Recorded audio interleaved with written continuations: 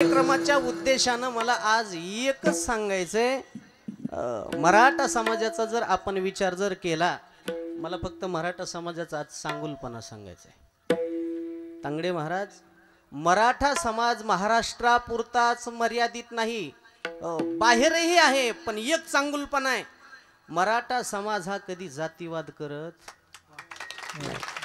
मी एवढा अख्खा महाराष्ट्र फिरतो, पण एकाही मराठ्याच्या माणसानं परमार्थात आल्याच्या नंतर वैष्णवाची कधी जात विचारली नाही। हा मराठा समाजाचा फार मोठा चांगुलपणा आहे। आणि मला वाटतंय जातीवाद यायच्या डोक्यात असतं तर मला इथं बोलिलच नसतं, बरोबर आहे। आणि म्हणून आज 18 पगड जातीचा समाज एकत्रित आला आणि मराठा समाजाला आरक्षण द्या, आमचा भाऊ आहे आणि आमच्या भावाला आमच्यामध्ये सामील करा, हा आमची ही अपेक्षा आहे। मला सांगा, बाकीच्या जातीचा माणूस तुमच्या विरोधात बोललाय, घडलंय असं कधी नाही? अरे बोलणच कशाला, आज आमच्या मराठा समाजाचा आम्हाला त्रासत नाही तर बोलन कशाला? 18 पगड जातीच्या 12 बलुतेदारांना जगवण्याचं काम या महाराष्ट्रात मराठा समाजानं केलंय। आज जिथं जिथं जास्त मराठा समाज आहे, आज आमचं एखादं घर असेल तर त्या घराला सपोर्ट मराठा समाजाचा आहे। 400 वर्षापूर्वी जगद्गुरु तुकोबारायानं आम्हाला शिकवण दिली, तुका म्हणे नाही जाती सवे काम, अंजाचे मुखी नाम, याता याती धर्म नाही विष्णू दासा, तुका म्हणे याती आणि होका तयाची, हे आमच्या बापानं सांगितलंय, मग आम्ही कसा जातीवाद करावं? विठाला 400 वर्षापूर्वी छत्रपती शिवाजी महाराजांना सुद्धा आम्हाला हीच शिकवण दिली, बाबा हो, आपल्या सोबत येणाऱ्या समाजाचा कधी आपण जातीवाद करायचा नाही, त्याला सोबत घेऊन जगायचं, आपण त्यालाही जगवायचं आणि आपण सुद्धा जगायचं। ही शिकवण 18 पगड जातीच्या मावळ्याला सोबत घेऊन स्वराज्याची स्थापना जर कोणी केली असेल तर ती छत्रपती शिवाजी महाराजांना केलेली आहे। मग मराठा समाज कसा जातीवाद करील? जात त्याच्या डोक्यातच नाही। हो भोळा समाज आहे, म्हणून मला वाटते त्या समाजाला आता तरी सरकारनं न्याय द्यावा। विठाला विठाला विठाला विठाला विठाला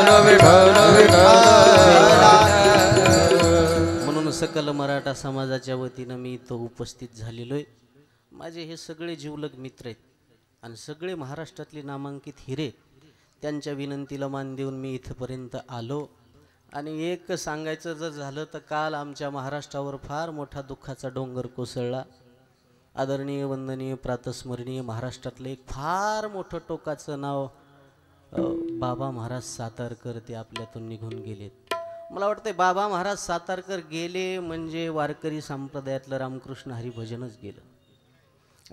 आतापर्यंत तांगडे महाराज अर्धा तास रामकृष्ण हरी फक्त लोकांना बाबा महाराज सातारकराचीच ऐकली। इथंच झालेलं आहे म्हणल्याच्या नंतर बघा ना तुम्ही, 100 किलोमीटर समाज बाबा महाराजांची फक्त रामकृष्ण हरी ऐकायला येत होता। हो काय बाबा महाराजाच्या स्वरात ताकद होती, हो काय ते अधिकार होता। 1.5 तास भजन असायचं ना, अर्धा तास व्याख्यान असायचं, ते म्हणायचे हेच खरं कीर्तन आहे, बाकीची बडबड आहे, नामस्मरण हेच खरं कीर्तन आहे। मला वाटतंय बाबा महाराज सातारकरांची क्रेज कधी कमी झाली?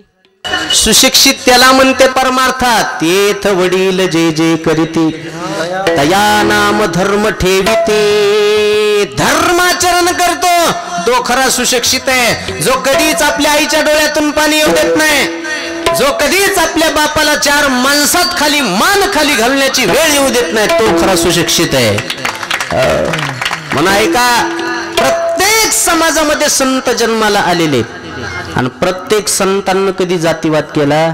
कारण प्रत्येक संतांना आपापल्या समाजाचा उल्लेख केलाय। तुम्हाला प्रमाण सांगू का? सावता महाराज आमुची मायाची जात शेत लावू बागायत, शेत लावू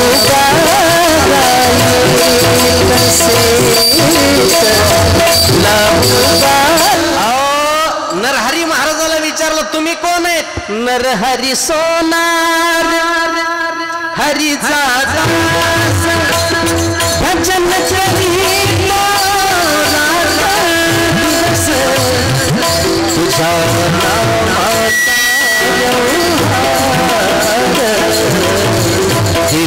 झाली सोनार रोहिदास तो सांभार त्याचा करी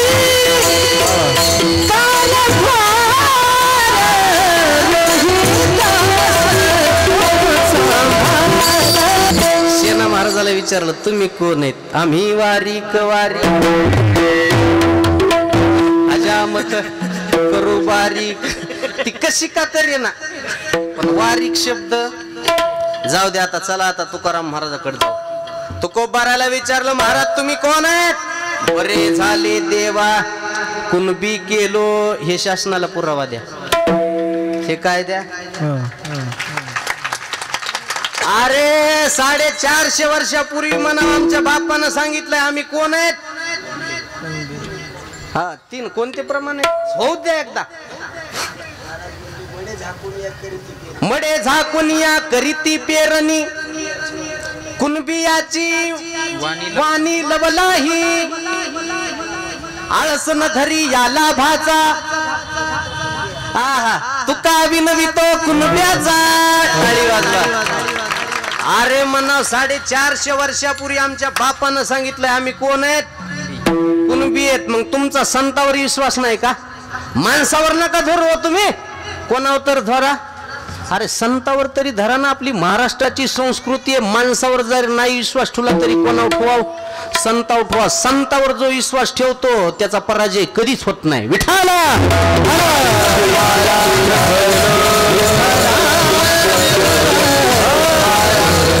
मला सांगायचंय का हो साधू संतावर विश्वास असला पाहिजे. हो विश्वास असला पाहिजे. आणि आरक्षणाची का गरज आहे? त्याचं एकमेव कारण आहे आज 95% ढोरं वळायले आणि 45% नोकरीवर आहे. काय उपयोग आहे? मानवत मध्ये एका दवाखान्यात गेलो मी. कंबर दुखायली म्हणून एका डॉक्टरनं 2 इंजेक्शन दिलं. डॉक्टर इंजेक्शन दिलं झाल्या मला डॉक्टर साहेब इंजेक्शन दिलं दुखलत नाही म्हणलं हातात तसा आहे. पुन्हा बाहेर गेलो मागून पाहिलं तर माझ्या कष्ट्यात इंजेक्शन दिले. सर औषध कष्ट्यात गेलं दुखून कुठून? हे 45% वालं होतं. आता हे जर डॉक्टर होत असते तर हे माणसं मारित ना. मग काय उपयोग काय मला सांगा ना. प्रसाद महाराज लय अवघड आहे. आणि नसल देणं होत तर नका देऊ. ज्याला दिलं त्याच काढून घ्या. होय ज्याला द्यायचंय त्यानं काढून घ्या आणि समान नागरिक कायदा करा. हा मग सगळ्या चांगल्या अभ्यास करणाऱ्या विद्यार्थ्याला न्याय मिळाल्याशिवाय राहणार नाही. मग हे तरी करा ना. कोणती तरी ताकद एक जागेवर ठेवा आणि कोणता तरी निर्णय घ्या. तवर आमचे जरांगे पाटील माग सरकार नाहीत. म्हणजे देशाला जगवणारा ही कुणबीच आहे वाचवणारा सुद्धा कुणबीच आहे. म्हणून हे ध्यानात ठेवा. आणि म्हणून मला वाटतंय आपल्या देशाला माता म्हणतात. हो ठेवा. दोघा जणांची उपकार माना. या देशाला जगवणारा शेतकरी आणि देशाला वाचवणारा देश जवान. जय जवान. आणि म्हणून जेवढे तरुण मुलं आहेत का त्या तरुणाला माझी विनंती जगायचं असलं तरी देशासाठी जगान. मरायचं असलं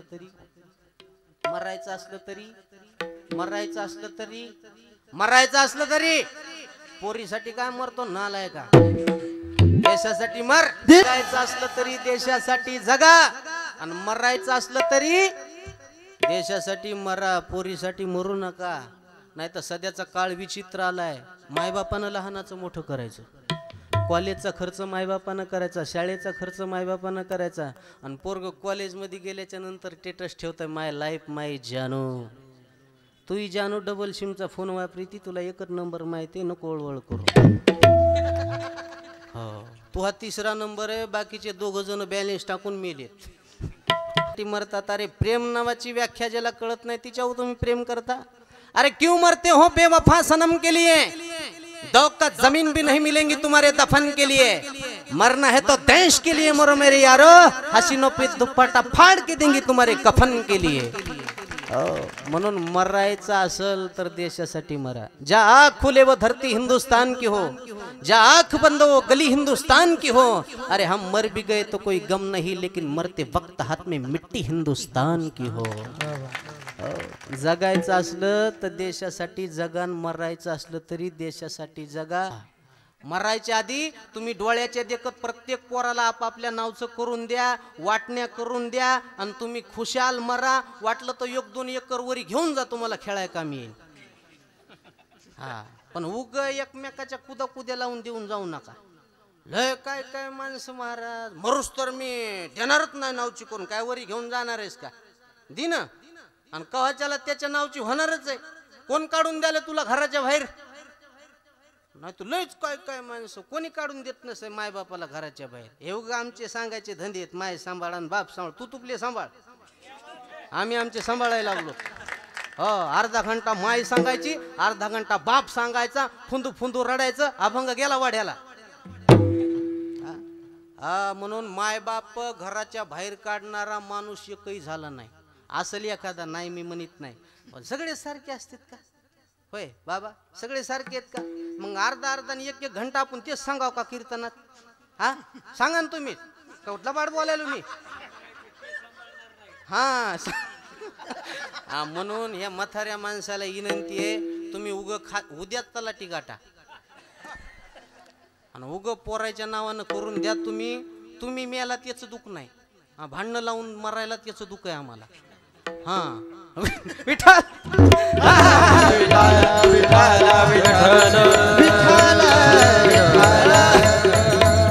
धन कोणा कामा आले पहा विचारोनी भले. कोणाच्या कामाला आलंय धन?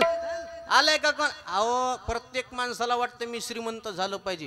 तुम्हाला कोण सांगितलं माणूस श्रीमंत झाला म्हणजे सुखी होत असतो?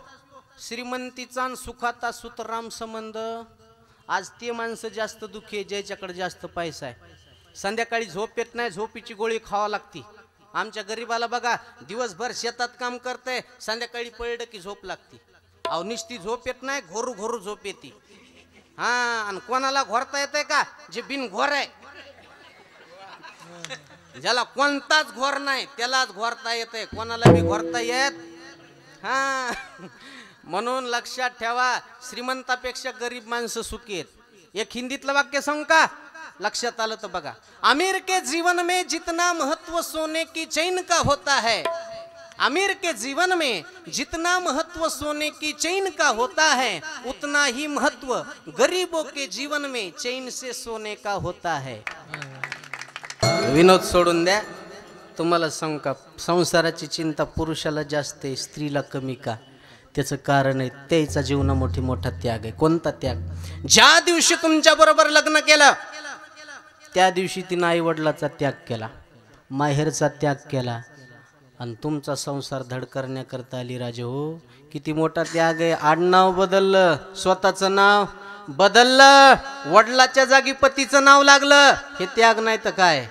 अरे कपाळ तिचं कुंकू तुमच्या नावाचं, गळा तिचा मंगळसूत्र तुमच्या नावाचं, हात तिचे बांगडी तुमच्या नावाची, पाय तिचे जोडवं तुमच्या नावाचं. मला वाटतं इतका त्याग माणसाचा देवासाठी असेल तर माणसाला चिंता करायची गरज नाही. तुझी चिंता त्यासी सर्व आहे, तुझी चिंता त्यासी सर्व आहे. सात बनत असतो पवित्र ते अन्न, हरी चिंतनी भोजन. म्हणून आई उद्यापासून एक काम करायचं. काय? रामकृष्ण हरी म्हणायचं आणि तव्यावर चपाती टाकायची. बिघडलं का? जोरात म्हणायला लाज वाटत असेल तर मनातली मनात म्हणायचं. जोरात म्हणल्यापेक्षा हृदयात म्हणलेलं त्याला लय लवकर ऐकू जाते. करीत जात जा, कारण भजन करण्याचा अधिकार महिलाला अगोदर देवानं दिलाय. तुकोबारायचं प्रमाण आहे, या रे लहान थोर, याती भलत्या नारी नर अगोदर नारी, आणि मग अगोदर नारीला अधिकार आहे. म्हणून भजन करीत जात जा. माणसाच्या अंगातच आलं तांगडे बाबा. म्या त्याची अशी कंबर धरली, म्या म्हणला काय म्हणतात यावा? ते म्हणला दमानी बिड्या मोडत्या, बिड्या मोड. काह्याचं देवन, काह्याचं काय? देवाला बरं कळालं माझ्या खिशात बिड्या आहेत म्हणून. काय येड्याचा पसारा मारा. भजन करायचं तर चांगलं करा हो, नाही तयावीन भुकेला विठ्ठल आणि येईल तैसा बोल रामकृष्ण आणि जाता जाता एक सांगतो, महिला मंडळी, आपल्या लेकराला चांगले संस्कार देणं आपल्या हातात आहे. त्या झिटॉकीजला मी बऱ्याच वेळेस सांगितलं, आपल्या मायमाऊलीनं एकच विचार करायचा, घरातले 4 काम कमी करा, पण आपल्या घरातल्या या बारक्या चिमुकल्याला या देशाचा चांगला नागरिक घडवणं हे तुमच्या हातात आहे. हो, चांगले संस्कार द्या माय, चांगले संस्कार द्या. आता संस्कार नाही राहिले का संस्कार? 1.5 वर्षाच्या पोराला माय आता मोबाईल खेळायला द्याली. 1.5 वर्षाच्या पोराला. हा, त्याच्या आईला मी विचारलं, काकू लेकराला असं मोबाईल खेळायला देऊ नये. ती म्हणली, महाराज तो ऐकत नाही हो, माझं ऐकत नाही. होय, ऐकत नाही. 40 वर्षाचा नवरा तू ऐकायला, 1.5 वर्षाचं पोरग तू ऐकत नाही. काय महात्मा झाला हे तू यासाठी? मायबापाचा त्याग केला, भावा बहिणीचा त्याग केला, आता महात्मा झाला आणि 1.5 वर्षाचा ऐकत नाही. अरे वाघ होता लग्नाच्या आधी, आता बिबट्या केला. हा, आणि 1.5 वर्षाचं पोरग ऐकत नाही. मला कमाल वाटते आपल्या बायाची. म्हणून चांगले संस्कार द्या माय, लय अवघड झाले.